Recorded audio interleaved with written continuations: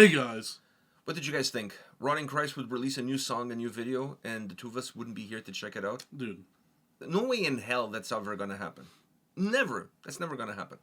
We're here to check out the latest. The first time I saw this, I thought it was the prostate. Yeah. The prostrate. Yeah, the prostrate. I'm not gonna lie, my dyslexia kicked in. We're both kicking because we're not even saying the right word. We're not even saying the right word anymore, but just like that's what I thought. We just saw the prostate and we thought it would be. Yeah, that's where my mind went.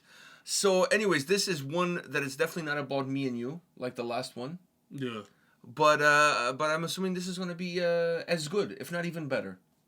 These guys don't make bad music. No, that's true. That's a fact. That's a fact of life. All right, you ready for this? Yeah.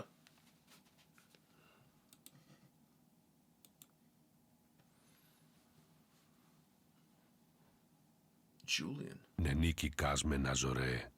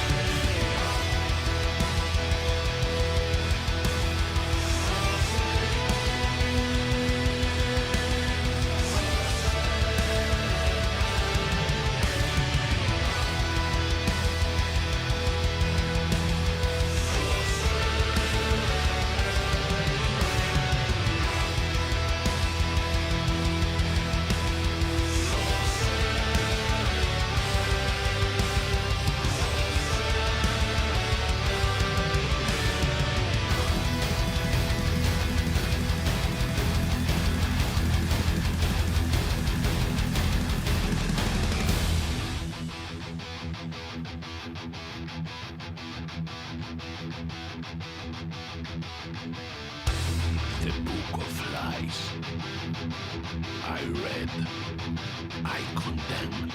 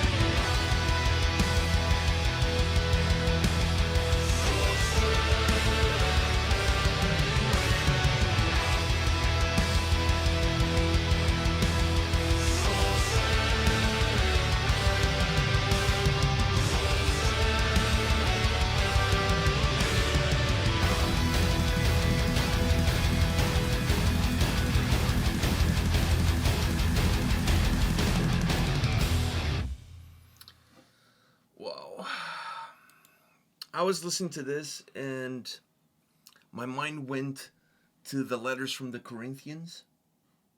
Like, that's where my mind went when he was saying, I read the book and I condemn it.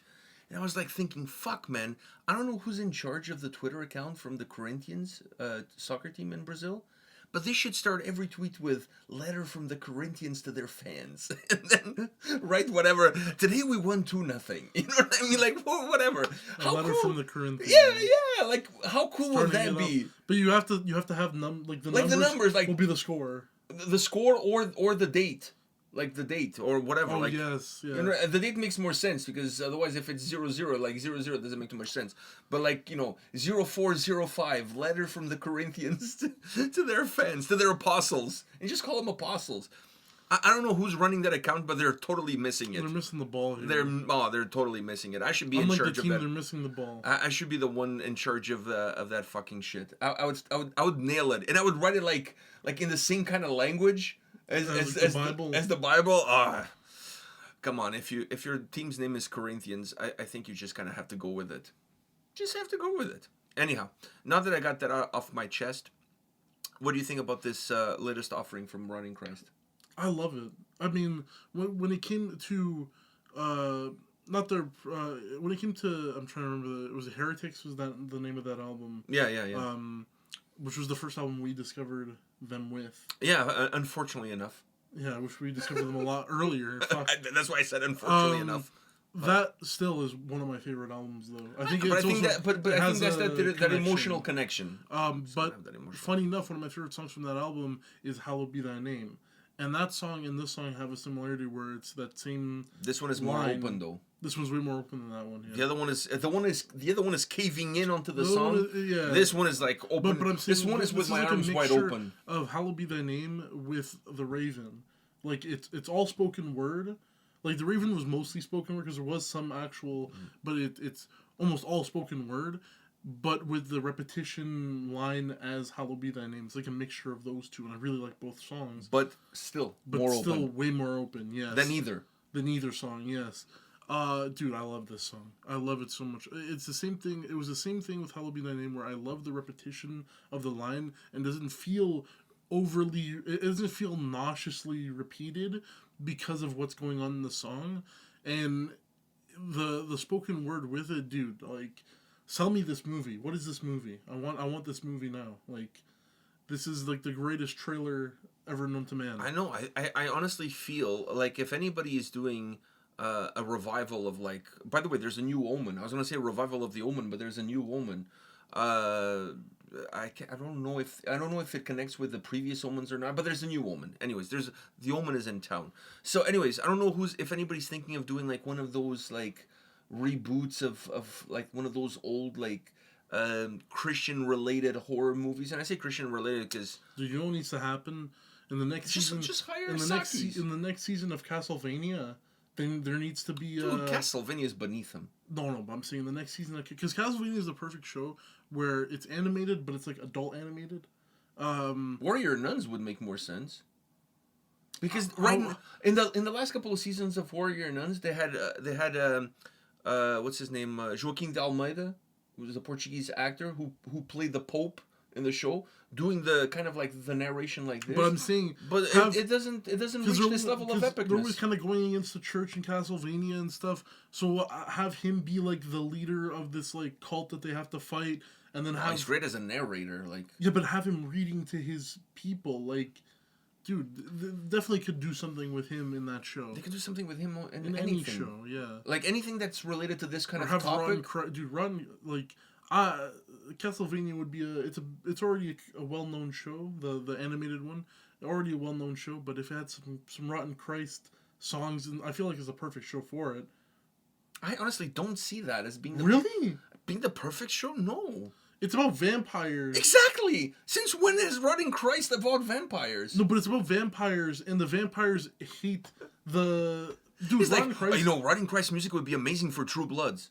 No, but Running Christ... Okay, listen. Listen, in that show, what was the one with the werewolf? In that show, it's Twilight. In that show, it's very heavily vampire, yes, but it's also very heavily church vibed. Yes, because they're two kind of like. But they intertwine. But then there's a lot of cults. There's a Venn diagram where those two. But then there's also cults that spawn the demons and shit. Remember that one? There was a cult that was trying to summon the demons, and they were faking. Okay, but if you're gonna go that far, why not just say, well, when they do the next Dracula of Bram Stoker or whatever, Bram Stoker, whatever the fucking guy's name was, like, dude, like his voice has this. He has the perfect narrating voice. Yeah, but for things that are like. Religious based, and his accent comes across, but it comes across in such a good way. Like it's so perfect. He's that foreign villain. No, I don't even see it as a villain. Actually, I see it. Oh, dude, with this type of, you gotta. I mean, it depends on where you're looking, but depending on who's good and who's good and bad in your mind. Yeah, that's true. Because if anything, even if he's the bad guy, I'm still rooting for him. Yeah, I always root for the bad guys, but they always lose in the end. Anyhow, the bad guy. What was the thing that he used to say that? Say hello. No. Good things don't last forever, but the bad guy does. Yeah, something like that. Good things don't last forever, but bad guys do. Yeah. So, but anyways, back to the song. Never mind the narration. Back to the song. The song is exquisitely put together. Like, this is like the best suit, the finest suit you can find, and. I don't even know what to say. I feel like I was gonna say it at the start of my rant, but I kind of have to say it's creeping up to be one of my favorite Ron Christ songs. This one? Yes. Holy shit! And you know how much like it's. I think it's. Are you curious who Julian is? Yeah, who the fuck's Julian? I don't know. I mean, I know the album, every song from this record is about, like, it's not like fictitious facts. These are like... Maybe it's like the note to Julian. Stories that, like, really happen and whatever. But maybe he said Julian, but maybe it's... Cause, Julian, like, there's a lot of the Apostate. Because there's a lot of Greek stuff in this, you know. Maybe he was a Greek philosopher, maybe. Maybe his name wasn't Julian. Maybe they're just doing Julians for everyone else. No, dude. Because maybe his name is like Julianis, or, you know... Julianis! All right. Papadopoulos. No, I don't think so. But maybe it was not Greek. Maybe it was Roman. Maybe. It was Julius Caesar, true. Which we got the salad named after him. Exactly. So in the hotel and the casino coming back and the casino. He's like, fuck. That's his legacy. My legacy is not, you know, what I did to the world, or what the world ended up doing to me. It's a fucking salad in a hotel in Vegas. Yeah, I mean, it could be worse. So honestly, you could be Nero, which is a burning software. See the burning software? Wow, that's. I mean, a lot of people are looking at me like I don't know who Nero is, and what the fuck is a burning software? Some people who are wrestling fans are looking at you are like Brother Nero, but that's not who you're talking about. No. Nero ROM. It was a burning software from back in the day where you burn CDs. I'm dating myself. Anyhow, Julian could be like somebody from the Roman Empire. That's what I'm saying. Maybe he was one of the guys who got the good book, and he read the good book, and he wasn't down with it, so he said, I condemn it. Now, I don't know what happened to him. I don't know what happened to him for condemning it. Like, that's the different story altogether. But if not for nothing, this video has made me wonder who Julian is, so I will be Googling that shit later, at a later date. Maybe he joined Spartacus. I think they were, like, probably in different times, I'm assuming. Maybe. Spartacus. Spartacus. Are you thinking about the right person, or are you thinking about the guy from 300? Because they're not the same person. No, that's Leonidas. Yeah, that's exactly. Leonidas. No. It ends with an S. I'm thinking about Spartacus. Okay, because they're not. Are you the not same. entertained? Like that was not Spartacus. That wasn't Spartacus. It No. Who was it? That was Russell Crowe. That was Russell Crowe. And the Gladiator. That was Gladiator. Which was not based on any real character. Which one was Spartacus? Because Spartacus was the one where they were all sitting like, which one of you is Spartacus? I'm Spartacus. I'm Spartacus. I'm Spartacus. Like, there was that one, right? That's the line that's what comes... That's what comes to mind, is like everyone saying they're Spartacus when they're not. Spartacus was a gladiator, but he didn't start us off as a gladiator. He was part of the Legion. We watched the show together. A slave. We watched the show together. I forgot that Gladiator and Spartacus is two different things. The Gladiator is not even based on a real person. I know that. I know that. It's funny because when I think of Spartacus, I think of Russell Crowe. Is that wow? Which is completely different people. And like nothing to do with one another. With each other. Yeah. Spartacus was a good. Joaquin Phoenix is gonna show up with. It had nothing to do with Spartacus. Anyways, wow. Yeah, man. Remember Spartacus where he kicked him into the hole? He said, "This is Sparta." Spartacus, Sparta. Yeah. I mean, like, okay, I see. I see that one. I see, Dude, they're both gladiators. I feel like you could see where I went wrong. By the here. way, what a glory hole that was. You know? And it's one of the few ones where the black guy goes in and it doesn't come out. Just saying. Just keeping it real. All right. This was glorious, as the whole is. Yeah. Everything you said about the song, I signed, Dude, I signed underneath it. Dude, I signed underneath it. The song is perfectly put together.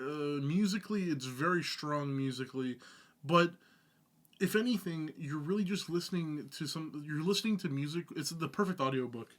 It's like having someone read something to you. Oh, fuck. You know, Dude, he should do audiobooks. No, but he can't do it. It has to be with everybody. Because the audiobook is good because the music in the background is like pushing what's happening. Rod Christ should definitely do audiobooks. I just said that and you said no. No, but you said him. Well, I mean, he's I'm like... saying, well, he's like, a huge percentage of rotting He's Christ. the Christ, but like... Well, his brother is the rotting part? Like, what the fuck? One of them is. Listen, the drummer is as important as the guitar player. And the bass player. And the singer, Is that, which happens to be the guitar player. Yes. So, everybody in this band is equally important. Exactly. But some are more equals than others. It's just the way it is. They should definitely do audiobooks. Dude, I would love to sit down and listen to some, I don't know, anything, dude. Fucking... The crazy thing is, Green Gable I love this. shit. I love this band. This song, I'm not as enthusiastic about. I love the song. Don't get me wrong, but I wouldn't say that this is my favorite Rotting Christ song that I've heard up until now. I love your enthusiasm, but for me, like, I'm a little bit more conservative on that. What's on that yours? statement. What's your favorite song? Wow, fuck, that's a good question. What's my favorite Rotting Christ song? Fuck, you're putting me on the spot now. I can't. Because for me, it's okay. Number one is Pushing It with this one, and Fire, God, and Fear, or something. That's up there. That one, those two are fighting for number one. My number two is also fighting between Neymar. Is that Neymar? Remember that one? That's a good fucking song. The one that's fighting there is Hallowed Be Thy Name and Raven, and then my number three that's there is 666. That's a good one. But that one, it's supposed to... the Raven. I like the Raven a lot, but because I'm a huge Edgar Allan Poe fan, yeah. So I feel like, but I have my feelings for that song are a little bit skewed because of that. And then my feelings for 666 is because that was one of the first songs I learned on the guitar. By the way, you need to put your phone on mute. I know. It was one of the first songs I learned on the guitar. Was that song? So I have a little bit of a, connection with it. All right. So on that note, not is that Neymar? No. All right. Neymar went the way of the... All right, so on that note, the guys, way of the money. To finish off this video, let me just say, Sakis is as good on record as he is live. Last time we saw him in Toronto here, we were talking about food. He went to pick up some food. Him talking about the food and eating the food was fucking amazing. Maybe you want to go buy Put some music behind it. What the fuck is that? Do you know what song that is? No. The people in the comments will. All right. So, damn. Jesus Christ, dude, your phone is blowing up right now. I know, I'm a popular guy. I am. I've been trying to end this video. I'm the A from A&P. I've been trying to end this video for the last 5 minutes. You realize that? Yeah. So anyhow, what I was going to say to finish off this video is that his voice in person is as glorious as it is on record. Yeah, and just throw some music behind it. What I was going to say like, before I was rudely interrupted was that he was talking about the food he was eating, and fuck, it made me want to go buy the food he was eating. Yeah, because I could imagine the music playing behind him. I could imagine me eating the food. Like, people always make the joke where it's like, would you rather this, or would you rather your life be narrated by the lead singer of Nickelback? For me, fuck Nickelback. I'd rather my life be narrated by Sakis. I mean, that's not even a question. That's not even a question. But I'm saying, like, I'm taking that same analogy, but Sakis. Dude, imagine going about your day, eating whatever dude, I'd eat salads all the time. Which we all know. You could use a couple. I could use a couple. You could definitely use a couple. All right, guys. On that note, we will be back tomorrow with more shenanigans. Hit us up in the comment section. Let us know your thoughts. We'll see you all at the next one. See ya.